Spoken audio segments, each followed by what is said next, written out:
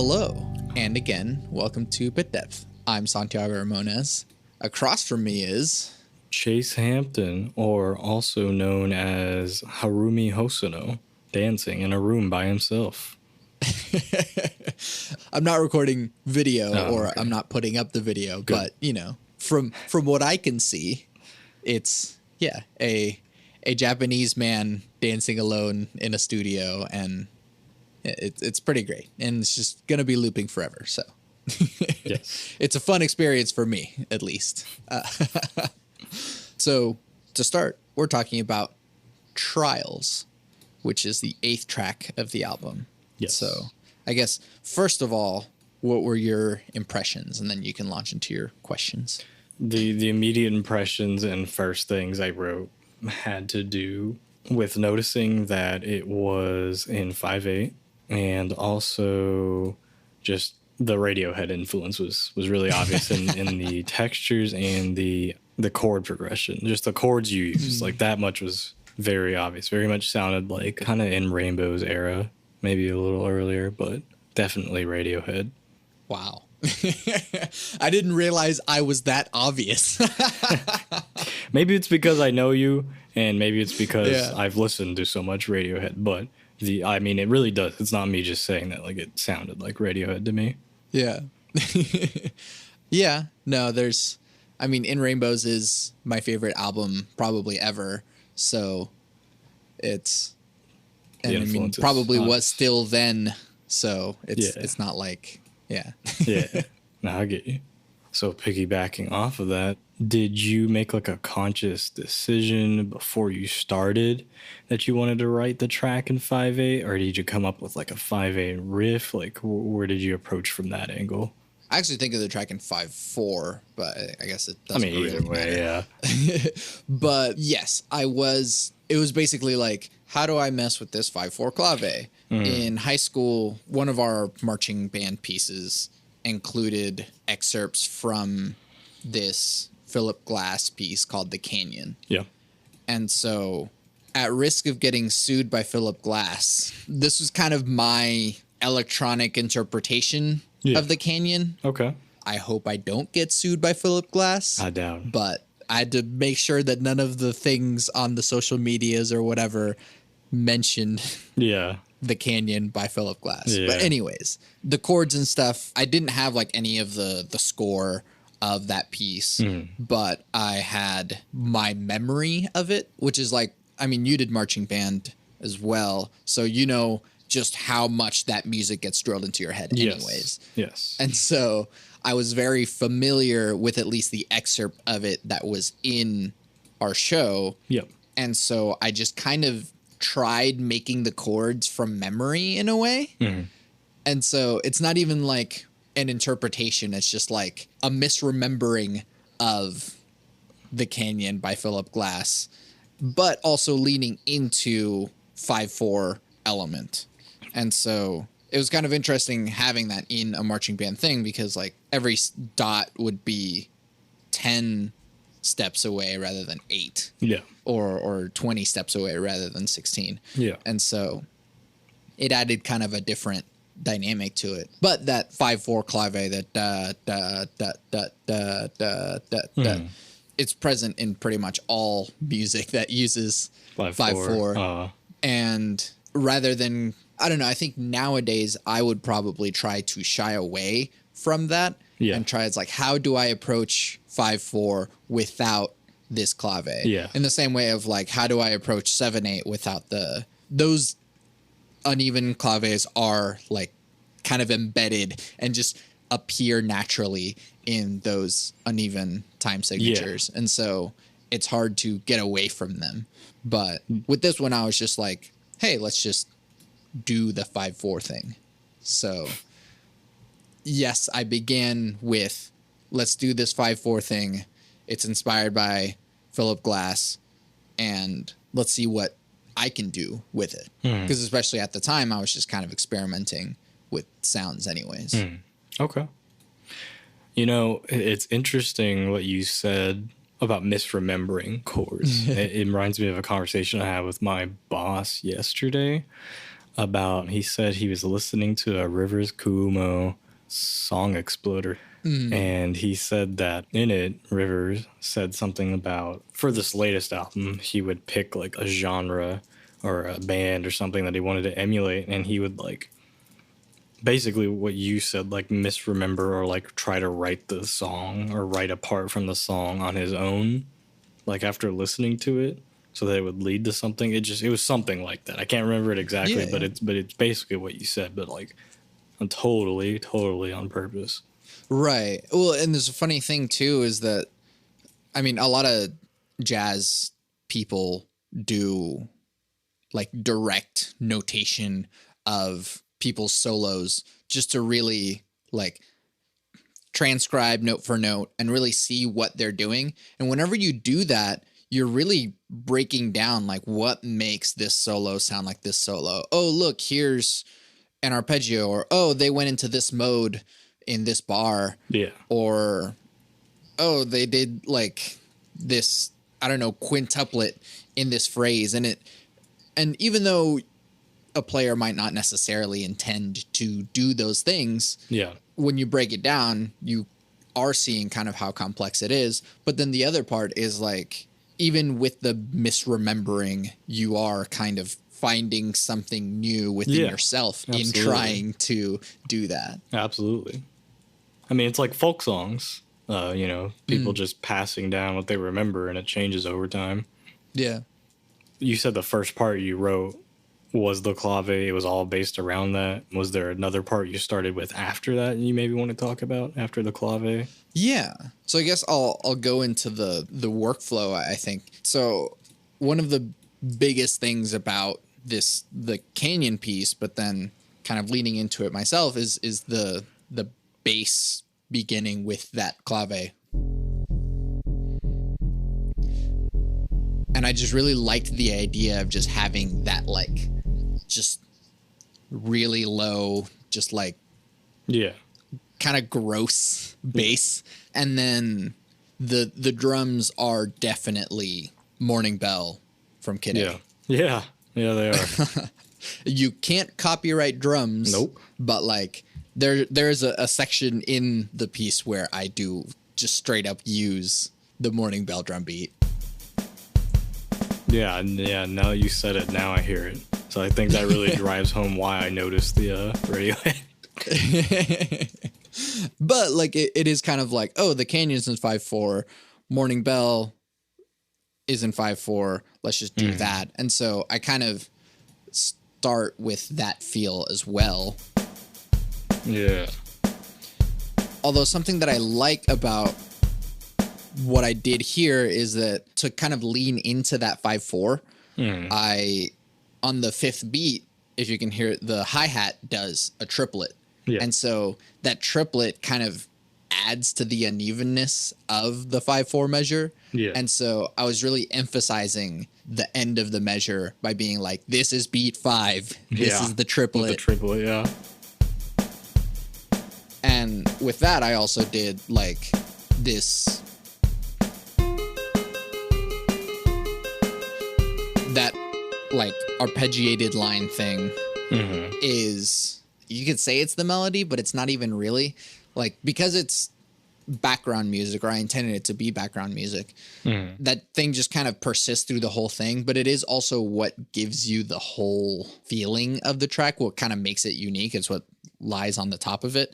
And so I use that thing to really, I guess, this is what makes the song unique. Yeah.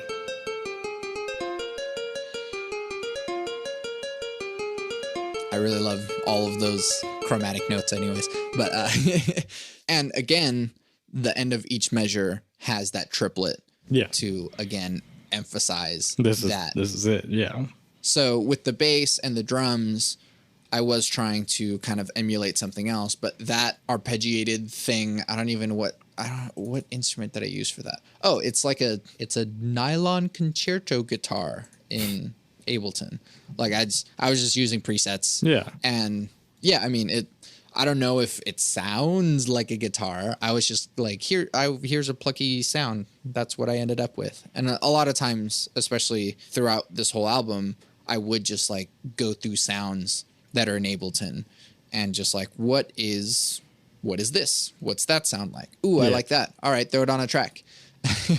And so that's what really like made a lot of my decisions at the time is I just tried different sounds. But going back to your question, that guitar sound thing is what kind of goes beyond just trying to recreate a thing or trying to explore the sounds that come from this other piece I was remembering. Yes. And that's what kind of separates it. And then the other part, I do like these chord things that are really... Yeah. It's like a choir-ish sort of thing. It's like a robot choir, which is another preset in Ableton. But it's like... Now, I did have a question about that choir. That was my next question.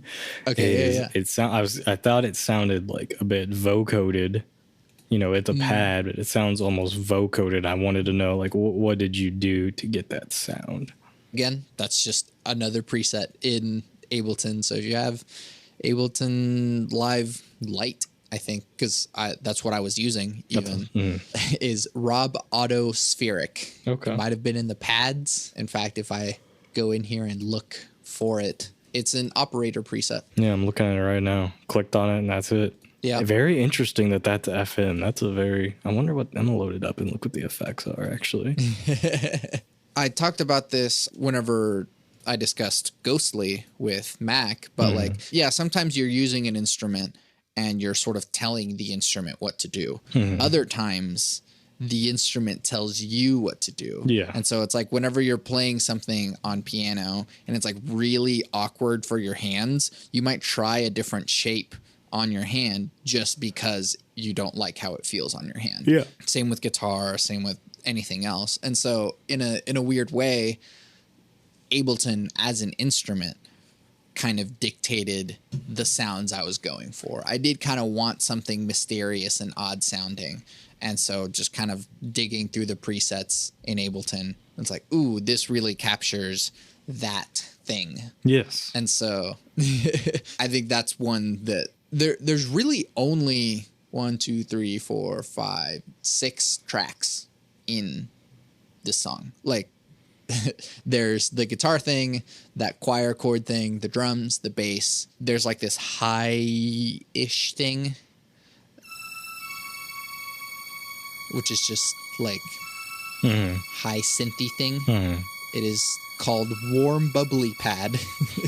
And I just kind of wanted something to be kind of piercing up there. Yeah. But like kind of stringy as well.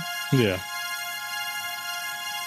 Ableton kind of dictated what sounds I was going for. And so I had this foundation of where I wanted to go. And then the presets sort of told me, like, this is where you're going. And I'm like, okay, I'll go there with you then. Don't doubt the power of presets. Yeah, exactly. Yeah. A lot of people I feel like they have to make like a sound from concrete for every little thing they do, but it's not necessary. Right. And it's a funny thing because I've been describing this album as a time capsule. So this is before I was going to ACM. And so it's before I really had any of those like producer like prejudices. And so nowadays I would feel like self-conscious about using a preset. But back then I was just like, I don't know what I'm doing. I don't know what an actual producer is or an actual composer is. I was just messing around with stuff in my room. And so that's what I had.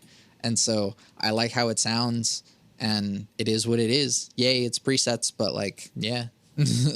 No, man. I mean, some of the best music is, totally just about what was available, to whoever. Right. Creation comes out of circumstance and accessibility. Yeah, exactly. And I mean, I didn't know how to build sounds from scratch. And so if I even would have had that as a foundational goal, I would have just gotten stuck and never made anything. Yeah. So instead, it was just like, what do I have? let's do it. And those sorts of prejudices or biases didn't affect how I made the music on this album. Good. One last sound, since I might as well just show all of the sounds at the end of the track. That was my other question. That was one of them. Yeah. Is that like glass, like just crazy sound in the outro? Oh yeah. Oh gosh, what even is? It's a preset called Phantasm. And whenever I was messing with it, I was noticing that no matter what key I pressed, it would do something different. And so I was like, whoa, this is cool and unpredictable. And I just wanted something to just like go way off the edge. Yeah. At the end there, and just like have no clue like what the hell's going on. And so at the end of the track, whenever everything is doing that 5/4 clave, that da da da da da da, I just labeled it as creeps. Yeah. And so these piercing, just like, I loved the sort of unpredictable nature of what it was that it was doing. And so I think it responded based on velocity. And so sometimes I would like press it soft and it would do something else. But like other times, like that's an F3 on not the too keyboard. high. So it's like not even that. Yeah, it's not even that high. But it's just like, since I like slammed it, it made that thing. And so then at the end of it, using that same thing, I just I leaned into it. And so I hit record, and I have an 88 key MIDI controller. And so I literally just like went all the way across and just like mashed keys and like made a whole bunch of random stuff and like went up and down and then messed with the pitch bend and all that sort of stuff. And so like I was just, how do I make this as weird and random as possible to add just madness to the end of the track? And so this is what you get. And it works.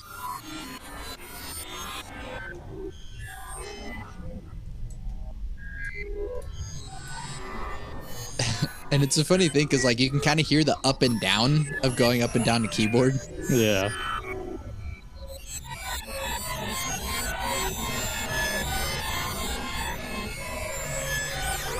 There's that pitch bend. Yeah. So, I mean, I was literally just like slamming my hands all over the keyboard. Yeah. And it worked. Yeah. And that's Stands out.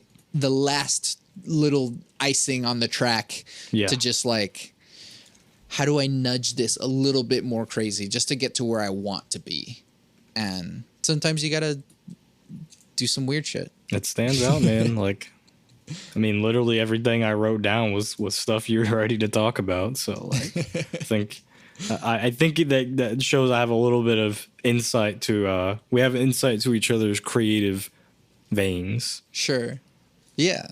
I think the other, I guess, big thing that I enjoy about this track is that it separates itself from the rest of the album. A lot of the tracks are chill and kind of accessible. If not accessible, then they're at least pretty backgroundy. Yeah. And as much as repetitive as this is, that makes it kind of background music, it's not asking you to not pay attention to it. It's really like, oh, hey, we've been listening to some swamp sounds and some piano and some guitar, and it's kind of nice. But then this one comes in and it kind of like shakes you out of it. And I feel like ambient doesn't necessarily have to be calm or soothing. You can have an ambience or a background thing be, I don't know, kind of uneasy or push you. Yeah. Even if you're not directly paying attention to it, it's really driving. Yeah, I agree with that. I still definitely consider this an ambient track just because it is pretty repetitive. But I feel like most of this album, I'm playing with that line of like attention versus distraction. And so whenever something repeats enough so that you stop paying attention to it, then something changes. Yeah. And that's kind of that line that I was playing with throughout the whole album. One last question is, Go for it. I was trying to figure out I mean, you talked a little bit just now. My question was, why did you choose a track for the album? And you talked a little bit just now about how it stands out from the rest of the album and your approach there. So I guess really my question is, was there more than the 13 tracks originally, or were these 13 tracks that you recorded in 2015 with the intent on being a cohesive project? Were there more? Were there less? What's up with that? So this started in 2013. Okay. And so the first track on the album is the first recorded thing that I made by myself. Okay. And so it was like literally just, I got my interface, I got Ableton, let's see what I can do. And so with that, I tried these ambient things. And so that first thing, what is on the album now known as Home, was just Ambient 1. And then I made Ambient 2. To kind of try something else. And so there was never really like a goal other than making ambient music. And so as I went on, it was just kind of explorations into creation. And so what can I do with this? All right, now that I've done that, where else can I go? Yeah. And so each track is going to different places just because that's where my creative mind wanted to go. And so some of them are exploration, experimentation, just kind of intuitive creation. And then others are, well, how can I make something like this? So like, it is just an exploration of my growth. And so the reason this one is there is because that's where I was at that point. And so I wanted to do something a little bit more forward, a little bit more driving. There was other stuff that I was making at the time. If you look on my SoundCloud, they're called sound bites. And they were shorter pieces that were just kind of, in a way, like you ever make voice memos whenever you have ideas? Yeah.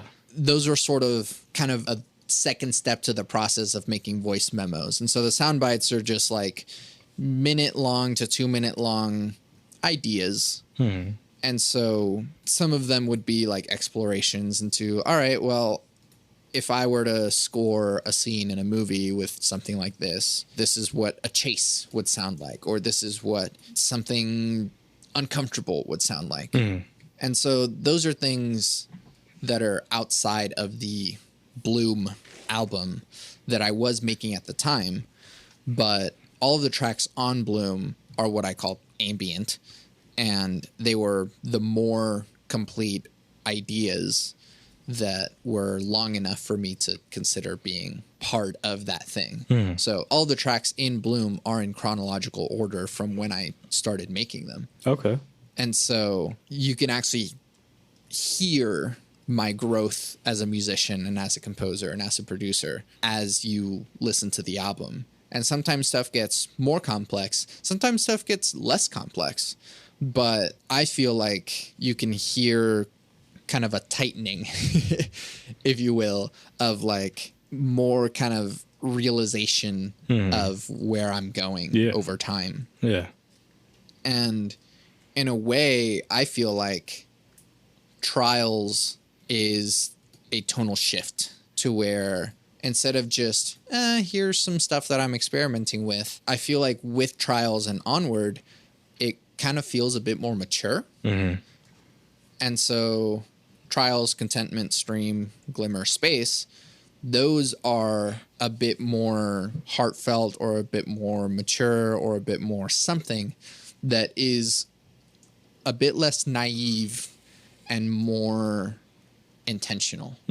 Trials' place in the album is nice because of You're starting how to it's well along the path. And I guess another thing about your question is, was there other stuff? The 13th track on the album, Tension, won't be streaming.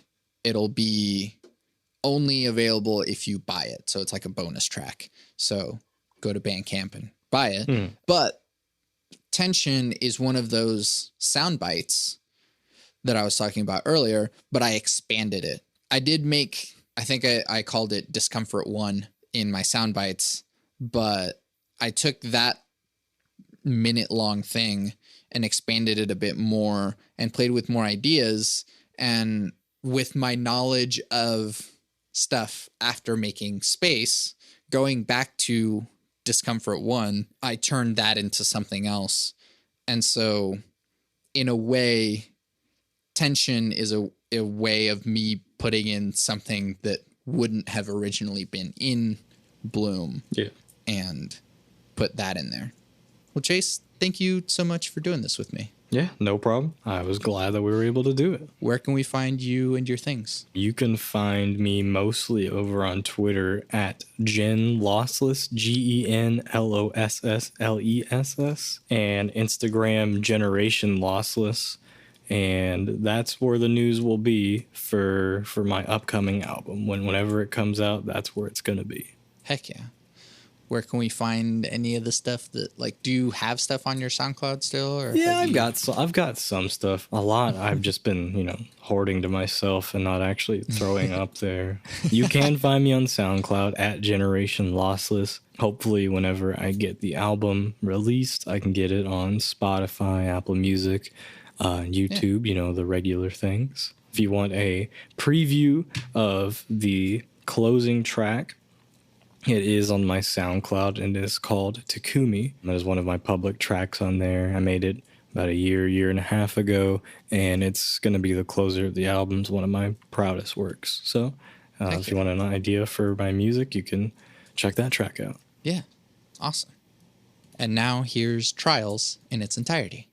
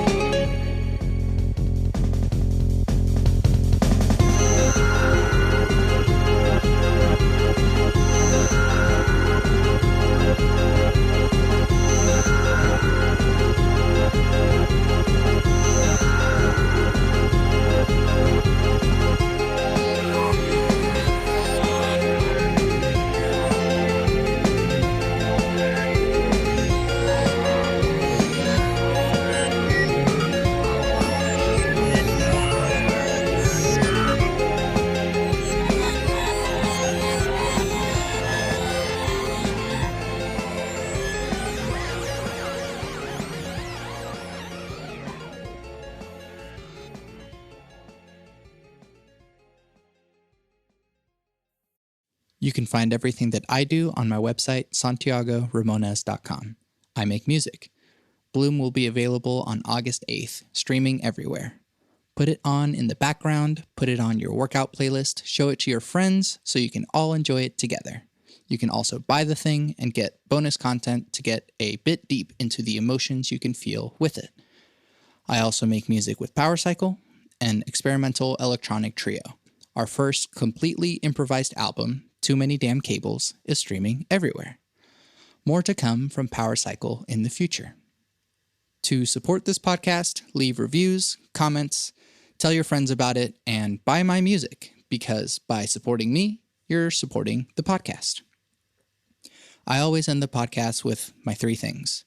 They shape my life philosophy. Those 3 things are: love never fails, it's going to be okay, I might be wrong.